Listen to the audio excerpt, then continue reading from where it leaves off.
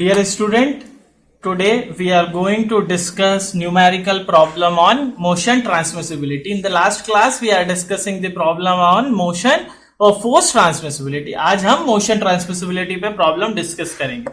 उससे पहले मैं ये एक numerical problem read out कर देता हूं. यहाँ given data मैंने लिख के रखा हुआ है. The body car has a mass of 1500 kg and is mounted on 4 equal springs. ये बात समझने की है. 4 इक्वल स्प्रिंग आ गए. अभी तक आपको सिंगल स्प्रिंग के से ही डील करना पड़ रहा था. फॉर एग्जाम्पल आप इसको ऐसे देख लीजिए. एक this will be your second spring, then there will be the third one here and that will be your fourth one. 4 spring पर आपकी कार की बॉडी माउंट है विच डिफ्लेक्ट्स थ्रू 225 mm. यानी अगर इस पे मान लीजिए यहां पर स्प्रिंग है और स्टैटिक डिफ्लेक्शन दिया है दैट इज 225 mm. ये कार की बॉडी माउंट है 4 स्प्रिंग पे और ये बॉडी 225 mm डिफ्लेक्ट कर रही है. तो इनिशियली जब मैंने इस कार की बॉडी को 4 स्प्रिंग पे रखा तो इसके कारण जो 225 mm का डिफ्लेक्शन स्प्रिंग में आया है that is withstand bye spring force. ठीक है. Now 225 under the weight of the body. ठीक है. वेट के कारण दैट इज mg, जो वेट लग रहा है कार बॉडी का जो वेट लग रहा है इन चारों स्प्रिंग पर, उस डिफ्लेक्शन कितना आया 225 mm. पूरा डिफ्लेक्ट हो जाता तो कंप्रेस हो जाता पूरा. तो 225 mm का डिफ्लेक्शन आया दैट इज स्टैटिक डिफ्लेक्शन. मतलब अब बॉडी इक्विलिब्रियम में आया. The total damping coefficient of force shock absorber is 4.6 Newton. अब मैं ये बोल रहा हूं 4 शॉक एब्जॉर्बर भी है, यानी हमने हर टायर बोल दो एक स्प्रिंग है और एक डैम्पर इज देयर. सो पूरी car body is mounted on 4 equal spring. Total mass is 500 kg. Deflection will be 225 mm. Now equivalent stiffness दी है कितने डैम्पर के 4 shock absorber at a velocity of 1 centimeter per second. The car is placed with all 4 wheels on the platform. अब ये क्या कर रहे हैं हम लोगों ने, क्या किया कि ये 4 स्प्रिंग है. ठीक. 4 स्प्रिंग के साथ ये कार की बॉडी रखी हुई है फॉर एग्जांपल ऐसे, और ये पूरा का पूरा एक प्लेटफॉर्म पर है जैसे कि ये एक प्लेटफॉर्म पे, और ये प्लेटफॉर्म मूव कर रहा है. वही बोला the car is placed with all 4 wheels on a platform which is moved up and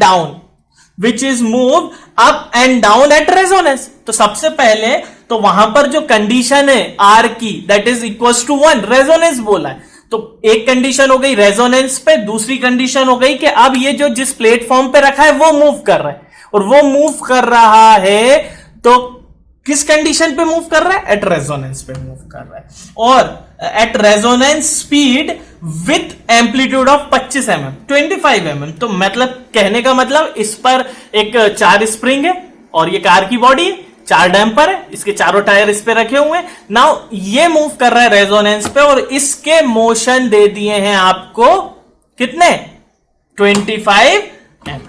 so इसके मोशन आपको दे दिए हैं 25 mm.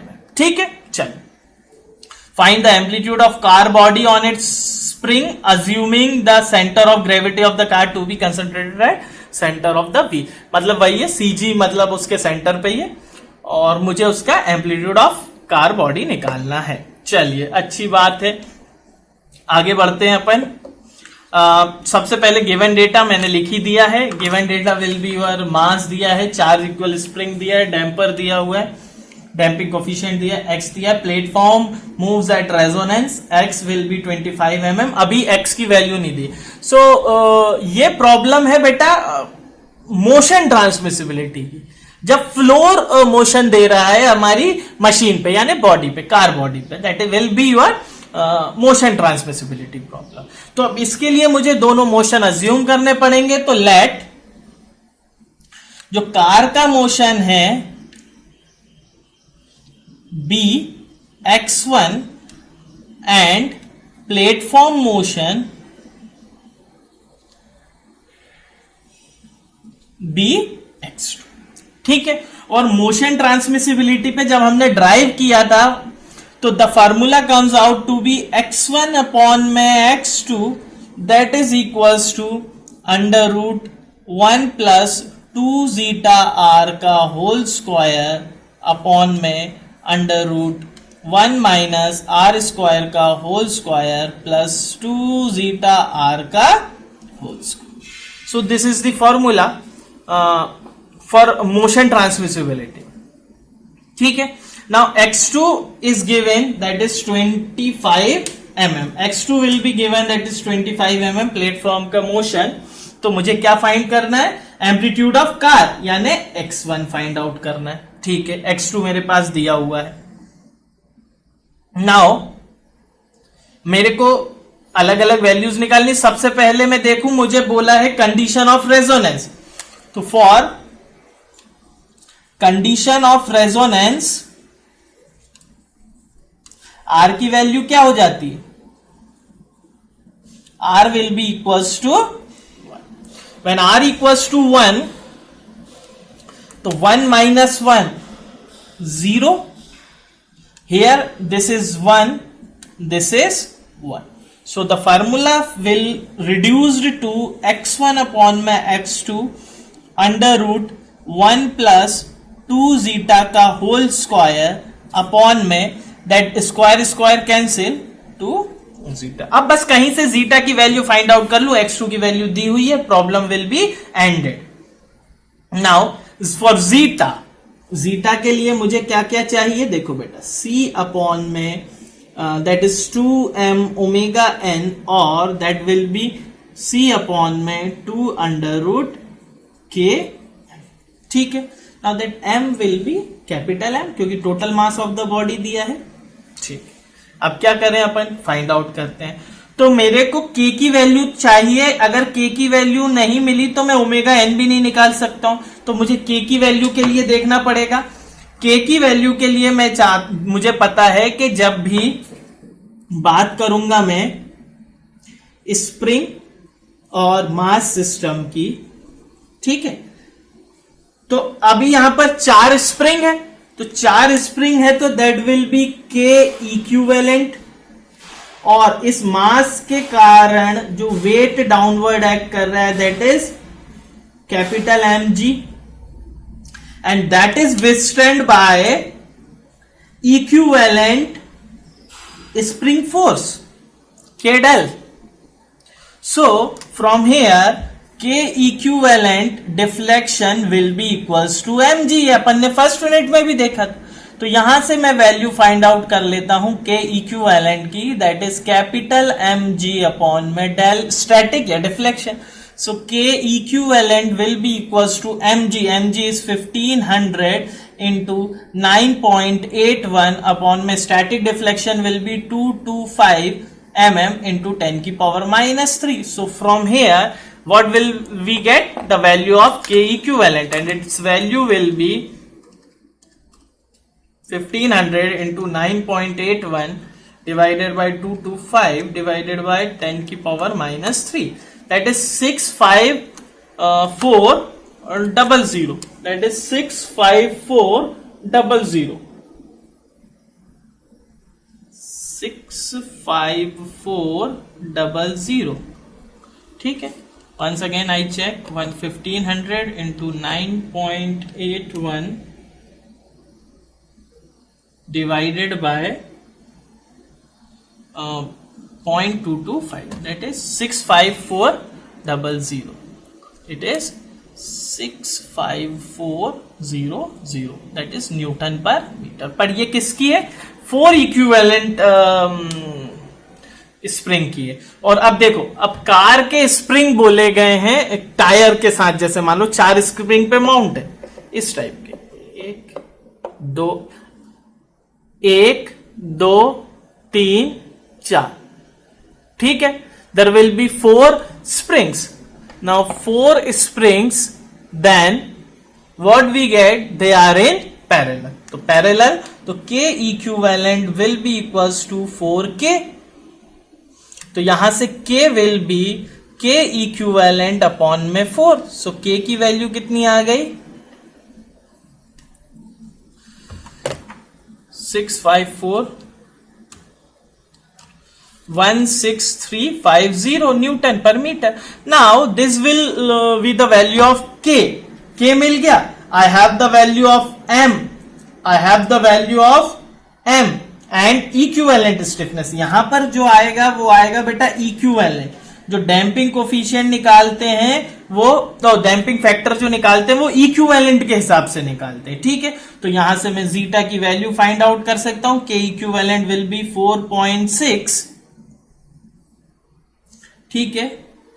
And one more thing, यहां पर गलती हो गई, के equivalent is not given, that is the Newton. तो ये के इक्विवेलेंट नहीं है, ये बेटा मिस्टेक हो गया, ये के इक्विवेलेंट नहीं है, it is damping force, that is F D. Damping force Newton है वो, मुझे लगा के इक्विवेलेंट है। तो damping force will be equivalent, क्योंकि चारों स्प्रिंग के चारों डैम्पर के साथ का फोर्स है, इनटू एक्स डॉट, ठीक है। तो यहां से मुझे मिलेगी सी इक्विवेलेंट की value. C equivalent will be 4.6 upon में 4.6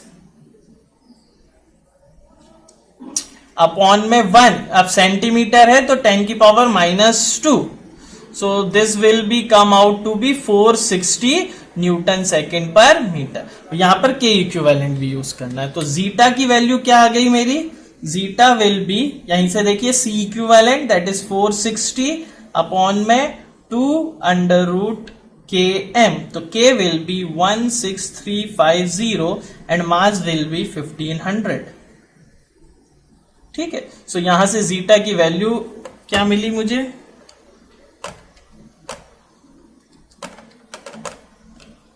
जीटा की वैल्यू मिली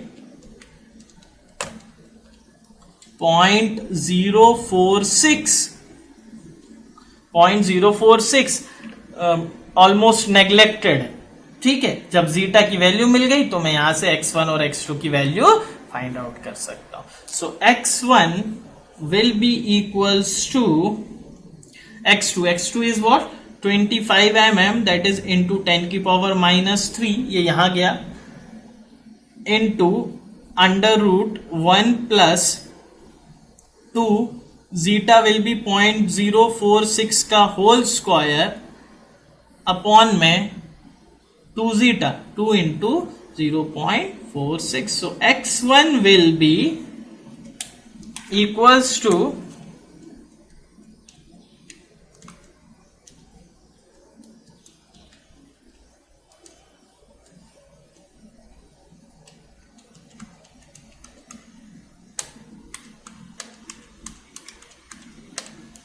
that is 0.272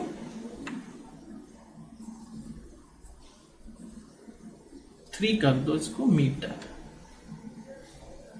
और 273 mm, ठीक है, 273। सो x1 विल बी 273 mm। यहां थोड़ा सा समझने की बात है, एक चीज थोड़ा सा ध्यान रखिए, जो मैंने इसमें चेंज किया आपको बुक में नहीं मिलेगा। ये जो 1500 है ये मैंने मास लेकर प्रॉब्लम को बनाया है, आपको ये वेट मिलेगा 1500 kg। 1500 kg will be the weight of your body, ठीक है। उसके बाद आप एक इसको वेट लेकर भी कंसीडर कीजिए, प्रॉब्लम में चेंजेस आएंगे।